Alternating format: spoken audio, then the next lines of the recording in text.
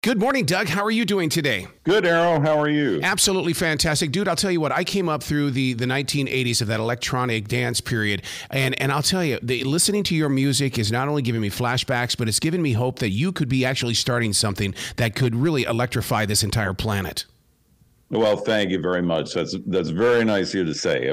We'll keep our fingers crossed. What is it that drew you to the electronic music? I mean, because your voice absolutely fits perfectly in there, but what drew you to that? Well, electronic music has always been one of my favorite genres. I grew up on it like you did, listening to so many different types of electronic music, from groups like Tangerine Dream and Kraftwerk to other groups that used a lot of electronics in their music, including the Talking Heads and Brian Eno and Roxy Music and all those folks that were just super creative artists in their own right. And I think that passion for it really resonated with me, and it also resonated with our writer and director, John Clayton Doyle, even though he's half my age. But we both kind of agreed that as you said, my voice lends itself nicely to that kind of music in the way that I sing and perform. So it was a good fit. What took so long? I mean, I know what took me so long. I mean, I was 40 years old when I stepped into my first recording adventure, and it's like, and then, but you waited a little bit longer. Was it because the accounting job was just more important? Yeah, for me, it really was. I mean, when you're working in that environment, it's not a 9-to-5 job. It's a job where it kind of takes a lot of your life. And it was important to me that I do a really good job and try to do it to the best of my ability and use, high integrity, which is very important in that field. And so I really didn't get bit with the bug about performing until my 50s, when, I don't know, I just got caught up watching Stop Making Sense by the Talking Heads, which I had seen live a long time ago, and also live in Bucharest by Michael Jackson. They were inspiring to me, and I just loved watching them so much that one day my wife turned to me, because she was probably pretty sick of them by then, and said, instead of watching these things, why don't you just go do this? Yeah. Go give it a try. And I thought she was kidding. She wasn't kidding. And so I started off on this journey, and here we are. It's been absolutely amazing. I Am an Electric Lampshade is such the perfect documentary / movie in the way that I want a lot of hiders to see it. And what I mean by hiders, those that create still in their houses, they put all of their stuff, they'll record with their little studios at home, but they don't release it. And that they hopefully they'll find inspiration on what you did by stepping outside those four walls. Absolutely. Well, that would be a wonderful thing. In fact, I really hope that people that watch this film, whether they're in the creative field or not, that they walk away and say, well, that guy did something pretty far out, pretty crazy. I don't have any interest in being a performer, but hey, if he can do it at age 60 and pursue that dream, then maybe I ought to try whatever my dream is, whatever age I am, and just give it a go. There's so many people, and I'm sure you know them too, who they give up way too early. They say, I can't do it, I'm too old, it's et cetera, et cetera. There's lots of excuses. You can listen to those negative thoughts forever. You can just take those and put them aside and step outside your comfort zone and go for it. And hey, you never know what'll happen. Look at me. I never would have imagined this. That live show, big stage, there is a presentation of glam rock all over your performance. Yes, absolutely. And you say that with great pride. Yes, I do. I mean, when John and I talked about this performance, we knew that we wanted to steal a page from Lady Gaga Yeah. and Madonna and some of the other amazing performers that have come before me, for sure, and use colorful costumes and out there presentation, and to me, I didn't want to be just your everyday boring, older performer who went up in his leisure suit and grabbed the microphone and just sang. I mean, that's how interesting is that? Not at all. So we wanted to do something that said, hey, this guy might be whatever age he is, but he's living creatively, and he's acting like someone that's half his age or 3/4 of his age. He can do it, and maybe you can too. I was reading up on that the one thing that it's how old you are physically versus how old are you mentally. And really the one thing I've learned about as I've aged, because I just turned 60 this year, and that is that mental age is where you truly are. I'm forever 17. I will never change. And so what would be your mental age? No, for me, it'd probably be in my early 30s. Really? Because that was one of the most exciting times of my life, wow. I'd say, because that was around the time I met my wonderful wife, Gina, and we were getting married, and everything was new and fresh, and I couldn't have been happier at that time, and I felt good, and I feel good now, trust me. But I just feel like that was an exciting time in my life, and I like to think that I want to keep living that for as long as I possibly can. Now, working with John Doyle, here's the thing that I really have to dig deep in here, because I'm also into the music business side of it all. Is it kind of weird for John that the bean counter is also the guy that's singing the songs? Yeah. Probably, yes. Probably it was weird for the entire film crew that the bean counter was singing songs. But I have to say, we had an amazing team that worked with us. And although perhaps they had their doubts along their way, I'm sure that some of them did, that Doug could really do this. They were supportive in immeasurable ways. And to complement that, I had just an amazing group of coaches that was working with me, including my performance coach, Robin Dunn, my dance coaches, my vocal coaches, and my fitness trainer, George, who I've worked with for years. And they all pulled together in their own ways, and stayed optimistic when there were times that I thought I'm never going to be able to do this. And they just kept pushing me, and I can't thank them enough. You bring up a very interesting point there, your fitness coach. That is so important. I've talked with more musicians that say that if you're not physically fit to be on that stage, then you're not going to make it through the entire journey. And even Gene Simmons is saying these days that it hurts to be up there. So you've got to be in shape.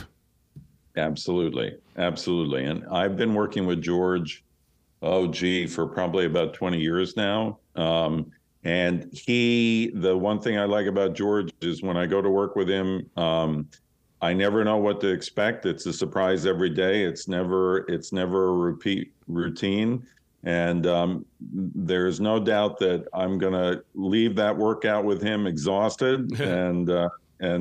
But that's a good thing. And it paid off in spades for me in the film, because without that fitness, it would have been very difficult to do all the work that I did in the film. What was it like for you to watch the documentary the very first time? I realized that you were the guy that was on the camera, and those cameras were around you, and it was really telling your story. But then somewhere along the line, you had to sit back in your own chair and watch it. Yes, I did. It's interesting. The first time I saw it, it was very exciting to see myself in a feature-length film. As you can imagine, you never dreamed that you would actually be in such a thing, and there you are on your big screen TV, actually acting and performing and seeing all the people that you worked with along the way. I mean, it's quite a thrill. And then the more you watch it, the more critical you get of your performance. Yep. And so now when I watch it, there are times during the film when I cringe, and there are times during the film when I just love watching it. Yeah. And I think my wife Gina, who is in the film, by the way, as my wife also feels the same way. We get to the parts where she's featured, and she covers her eyes and says, "Oh my God, can we fast forward through this?" Yep. And but in other parts of the film, she just loves it. So I think for both of us, we both think of Adam Driver when he says, "I won't ever watch a film that I made." Right. I think we share his sentiments in many ways. This was shot in the U.S., Mexico, and Philippines. I mean, my God, you've done some traveling, dude. Yes, absolutely. Yeah, we wanted to bring an international presence to this film. We also wanted to. It was important for John and me that we also bring diversity in the other real life actors that were in the film. And so John had the idea originally to go to Manila in the Philippines to shoot, because he thought it'd be an interesting locale and have interesting places that we could actually set up to film. And that proved true in so many ways.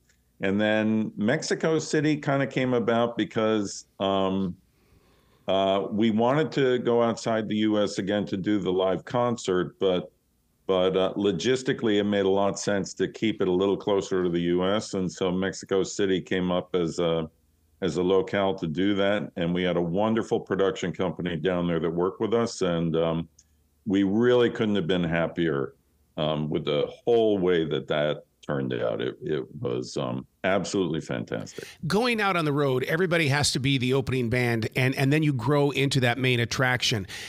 Are you trying to team up with others? And the reason why I would not want you to be my opening band, because I know you would be better than me. And people would, and when you get off the stage, they're going to think of you the entire time that I'm on that stage. Are you running into anything like that? No, I'm not currently. I think that's a nice compliment. I mean, since we finished filming, we had to do all the post-production work, and I was heavily involved in that. And then really the work of the producers' work for me has kind of been all encompassing for at least a couple of years. We were out on a film festival run for almost a full year and appeared at 22 film festivals and won awards at 12 of them, which was wonderful. And then my focus has really been on establishing a social media presence with help from professionals, and finding a home for the film, which we've now achieved. So it's been a long road. I mean, we started this film back in 2016, and here we are. And so I think once the film is out there, then it'll be time to figure out, what's next for me. You said social media connection. I cannot find a video of you anywhere. That's the Led Zeppelin mystery right there, dude. Well, there are some clips on our Instagram page, which is at Electric Lampshade, and there are also some clips on our Facebook page, which is I'm without the apostrophe and Electric Lampshade Film. So you can find some clips there, and the trailer is out there on the internet, YouTube, and so on. So. So we're trying to publicize the film and publicize the fact that it's coming out March 28th, and we're keeping our fingers crossed and hoping for the best. Most people that reach 45 and beyond become wedding DJs. They become bar mitzvah DJs. You chose the live music. I mean, what happened here? Well, to be fair, I did dip my toe into being a DJ. There you go. Back when I was in my late 40s, I worked at a community radio station up in the Hudson Valley of New York, and had a weekly radio show. Nice. And at the ungodly hour of 6 to 9 a.m. on Sunday mornings. But nonetheless, it was successful, and I really enjoyed it until I got to the time when, now this was a time when CDs were the way that you played the music on the radio program. Yeah, so I'm dating myself, I admit it. But my wife finally turned to me when we probably had 4,000 to 5,000 promotional CDs in our living room, and she said, "Look, you got a choice. You either give up the radio show or you got to get rid of these things. One of the two." And so, I had done the show for about 10 years, and I figured, well, it's time to move on. I'm shocked that you haven't started a podcast talking with hider creative people, or just even with the connections that you're making. Because I mean, you've definitely got that connection in your voice and the compassion in your heart to help share the story of other travelers. Well, that is definitely something that I may consider in the future. And thanks again for that little extra push. That's an excellent suggestion.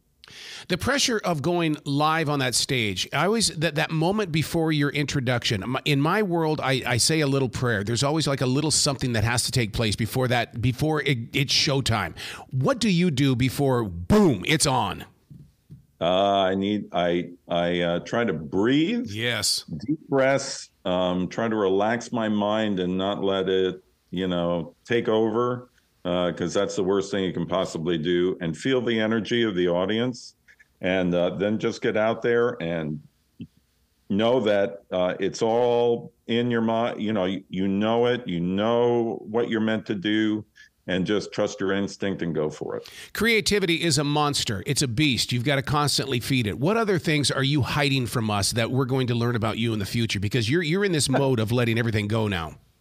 Yeah, that's a great question. And it's hard for me to say. I kind of feel like I've, how do I say this?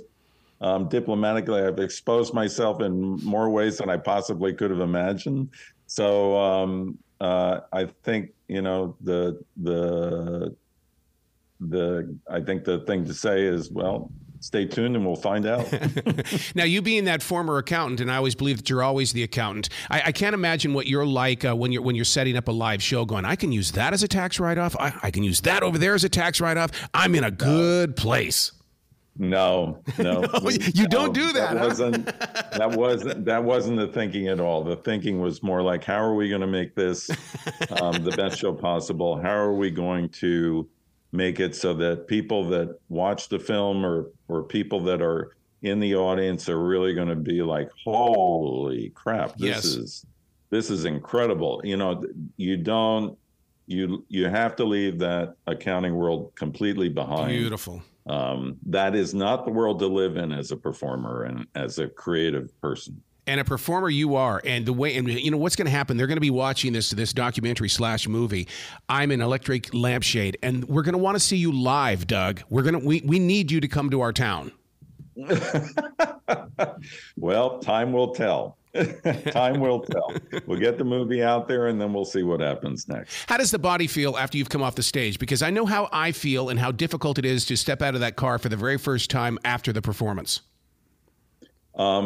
You're definitely tired. Mm-hmm. I have a great deal of respect for all the performers out there that live this day in and day out, and all the hard work that's involved, because it is very hard work.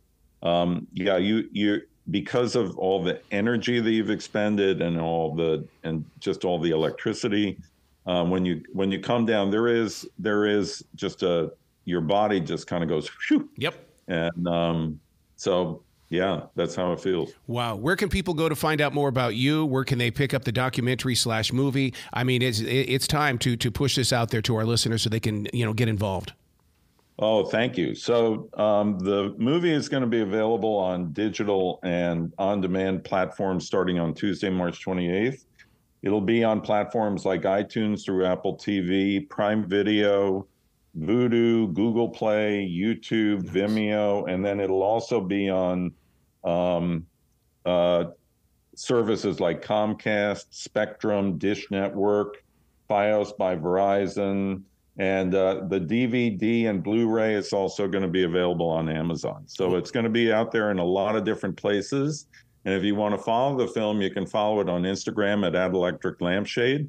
You can also follow us on Facebook at I'm without the apostrophe N Electric Lampshade Film. So there are lots of places to follow us and go along for the ride. I love it. Please come back to the show anytime in the future, Doug. The door's always going to be open for you, dude. I really appreciate it. Thank you so much. Well, you be brilliant today, okay? All right. You too.